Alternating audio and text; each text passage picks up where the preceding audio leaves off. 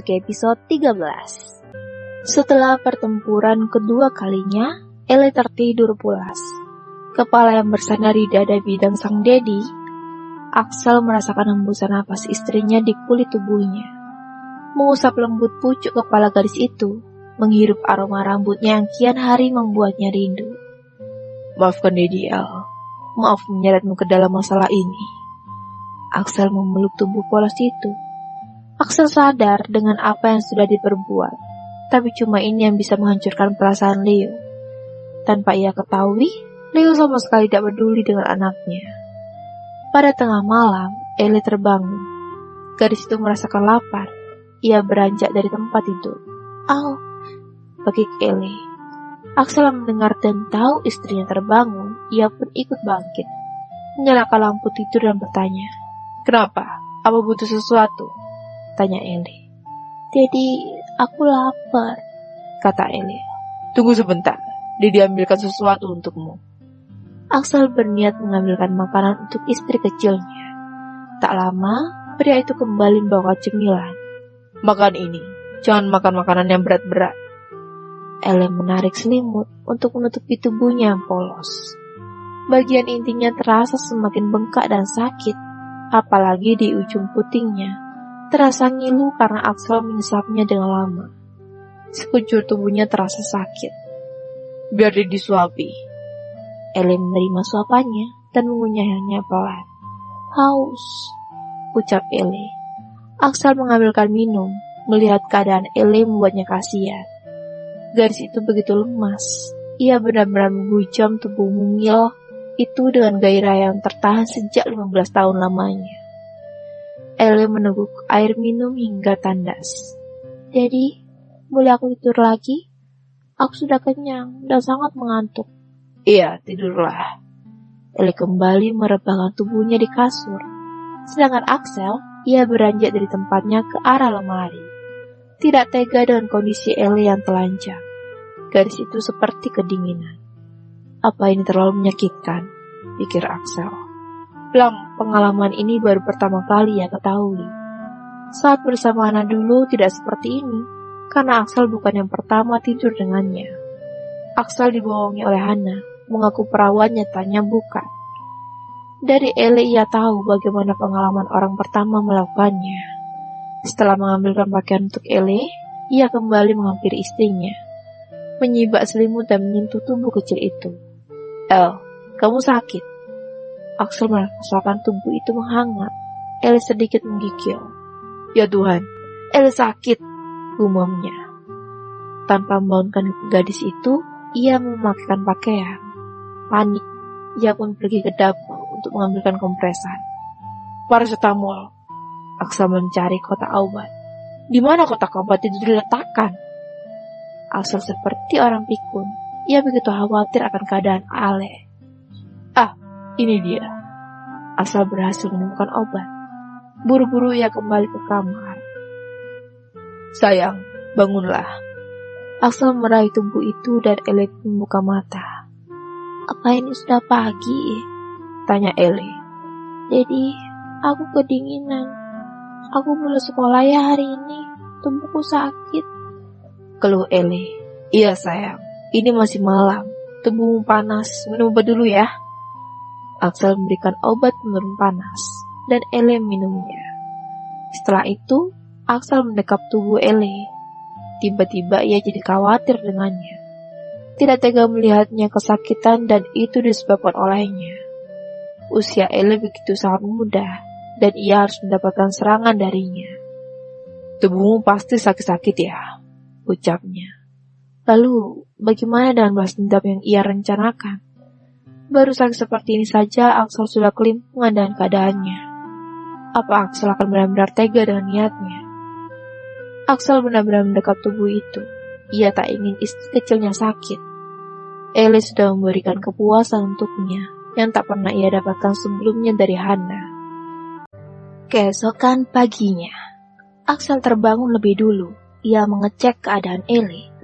Menyentuh keningnya, untung panasnya sudah turun. Menatap wajah itu dengan sendu, mengusap pipi mulus itu dengan lembut. Ellie masih tertidur dengan nyenyak. tanpa terganggu sedikit pun. Kekhawatirannya mereda. Ia langsung beranjak dari tempatnya dan bergegas ke kamar mandi untuk membersihkan diri karena akan ke kantor hari ini. Hari yang paling menyebalkan karena harus bertemu dengan Olan. Ia tidak tahu kalau ternyata umur pria itu jauh lebih muda darinya. Apalagi umur Olan lebih cocok bersanding dengan Ele. Pria itu berumur 23 tahun dan sudah menjadi pengusaha sukses di bidang properti. Pria itu mengajak kerjasama karena tertarik dengan resort yang berada di Zumpango. Axel memiliki resort yang satunya lagi di sana. Yang satunya berhasil direbut oleh Leo. Dan resort itu semakin bersinar. Axel harus bisa merebut kembali resort itu, apapun caranya. Setelah beberapa saat di kamar mandi, tubuhnya menjadi segar bugar. Apalagi dengan pelepasan semalam dan di kantor kemarin siang. Tubuhnya terasa ringan dan bersemangat. Saat kembali ke kamar, ia melihat Ele sudah terbangun, tapi masih rebahan dan sedang berselancar dengan benda pipihnya. Axel yang melihat suaminya kembali, ia pun menyudahi aktivitasnya bermain ponsel. Ia tahu kalau hari ini suaminya akan pergi ke kantor. Ele berniat untuk mengambilkan baju kantor suaminya yang masih berada di kamar milik Axel. Tetap pada tempatmu. Daddy tidak mau kamu banyak gerak, ucap Axel. Kenapa? Tanya Ele bingung. Oh iya, terima kasih telah memakai baju, ucapnya. Sudah baikkan? Tanya Axel. Semalam tubuhmu panas, Daddy sangat khawatir. Aku tidak apa-apa, Daddy. Hanya ini masih sakit. Ele menyentuh bagian bawahnya. Aku bantu Daddy siapkan baju. Tidak usah. Carla sudah menyiapkannya. Kamu istirahat saja. Daddy keluar dulu. Masih menggunakan handuk, Axel keluar dari kamar Ele menuju kamar miliknya. Axel berencana untuk memindahkan barang-barang Ele ke kamarnya. Ia tak ingin meninggalkan Ele di kamar sendirian jika ia sedang bekerja di rumah. Axel memakai baju kantor di kamar miliknya. Saat sedang mengecingkan kemeja, tiba-tiba sebuah tangan melingkar di pinggangnya. Ia tahu siapa pemilik tubuh itu. Sontak, Axel membalikkan tubuhnya. Dan mereka saling berhadapan dengan posisi Ele yang masih memeluknya. Ele meneruskan aktivitas Axel yang terhenti. Tangannya mulai mengancingkan kemeja itu. Meraih dasi yang tergeletak di kasur dan mengalungkan ke arah baju suaminya. Ele belajar menjadi istri yang baik. Axel tersenyum dengan tingkah Ele yang sudah seperti istri sungguhan. Tunggu, Ele kan memang istri sungguhan, pikirnya. Ele memang istrinya dan pernikahan ini bukan main-main. Mereka menikah sungguhan, bukan pernikahan di atas kertas. Daddy, jam berapa pulang kerja nanti? Tanya Ele yang masih merapikan dasi. Kenapa? Apa kamu akan merindukan Daddy? Tanyanya, seraya mencium bibir Ele sekilas. Ele mengalungkan tangan di leher Axel, dan pria itu menempelkan keningnya di kening Ele. Tatapan mereka begitu dalam, terlebih dengan Ele, karena gadis itu begitu mencintai suaminya. Apa ada larangan merindukan suaminya? Tanya Ele. Daddy itu suamiku. Wajar kalau aku ingin tahu kepulangan suamiku. Daddy usahakan pulang cepat. Hari ini akan ada pertemuan dengan Olan. Jelas Axel. Janji langsung pulang? Tanya Ele. Iya, Daddy janji. Kamu belum mandi? Ele menggelengkan kepala. Ia akan mandi setelah suaminya berangkat ke kantor. Ele menemani Axel sarapan, dan sesekali Carla mencuri pandang. Sungguh romantisnya melihat mereka berdua. Axel menyuapi roti ke dalam mulut Ele. Andai ia sudah menikah, tentu ia dapat merasakan keromantisan setiap paginya. Carla semakin ingin cepat-cepat menikah, tapi entah dengan siapa. Menunggu seseorang menyatakan cinta padanya, tapi ia rasa itu mustahil. Pria yang ia sukai tidak menunjukkan rasa suka padanya. Sudah takdir, Carla menerima takdirnya yang menjadi perawan tua. Setelah sarapan, Ele mengantar suaminya ke depan. Mereka saling berpelukan sebelum berpisah, berciuman di depan para jomblo sejati. Carla dan Jose menyaksikan itu. Tidak tahu tempat, setidaknya menganggapku ada di sini, gumam Jose. Makanya, menikah biar bisa begitu, celetuk Axel yang mendengar ucapan Jose. Ele pun terkekeh dengan pria matang berstatus jomblo itu. Sayang, Didi berangkat dulu.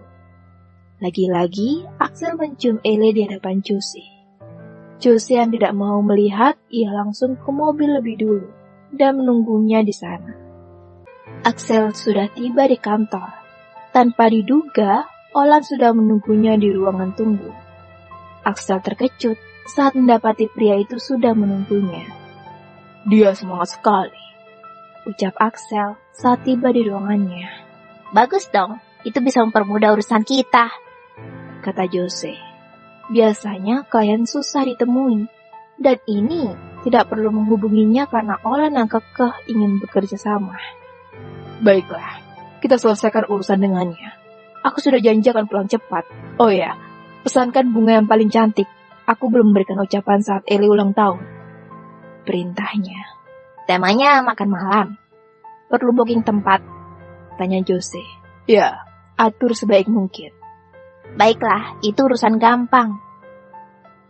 Pagi Tuan Orlan, sapa Axel. Pagi juga Tuan Axel. Olan dan Axel saling berjabat tangan. Mereka membicarakan soal resort yang berada di Sumpango. Saat mereka sedang berbincang, tiba-tiba ada seorang tamu datang dan ingin bertemu dengan Axel. Salah staf mengetuk pintu dan Axel langsung menyuruhnya masuk. Maaf Pak, ada seorang wanita yang ingin bertemu dengan Anda, ucap staf. Siapa? Tanya Axel. Nona Lauri, jawab staf. Suruh saja dia masuk. Axel berharap kedatangan wanita itu membawa kabar baik untuknya. Lori pun akhirnya maksud dengan membawa sesuatu di tangan. Sesampainya di sana ia mengerutkan kening. Ia pikir tidak ada siapa-siapa di sana. Ternyata ia mengenal pemuda itu. Olan, ucap Lori. Axel dan Jose saling pandang. Mereka saling mengenal, pikirnya. Yang menjadi perhatian Axel adalah yang dibawa oleh Lori, sebuah file yang ia kenali dari warnanya. Itu, ucap Axel. Lori mengangkat file tersebut. Ya, aku sudah berhasil menemukannya. Beruntung, nama kepemilikan masih atas namamu, ucap Lori. Wanita itu memberikan file tersebut.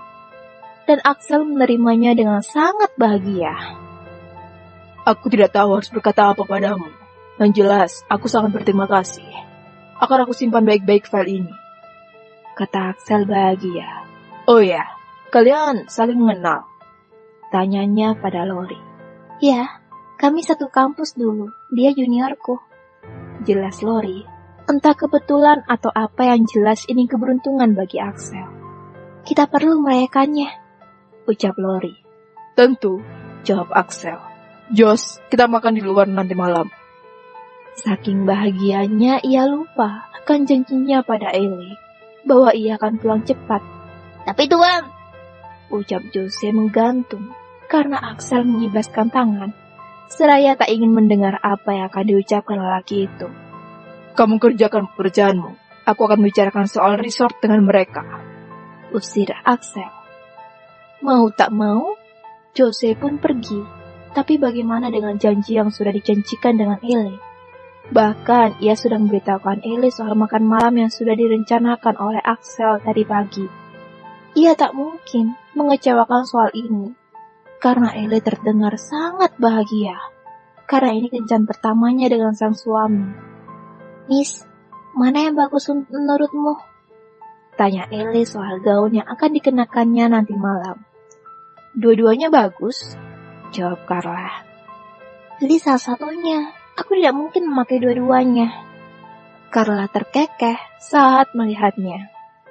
Begitu antusiasnya gadis itu ketika akan berkencan dengan suaminya. Aku harus tampil cantik, Miss. Jadi pasti suka kalau aku terlihat cantik. Ellie meletakkan baju di dada, lalu memutarkan tubuhnya. Warna hitam lebih bagus, kamu terlihat seksi, kata Carla.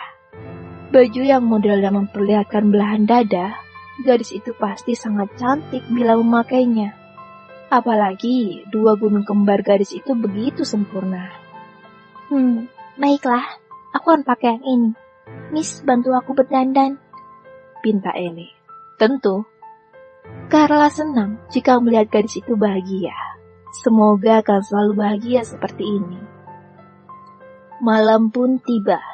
Tepat pada jam 7 malam, Axel, Olan, dan Lori tengah berada di restoran. Tentu bersama Jose di sana.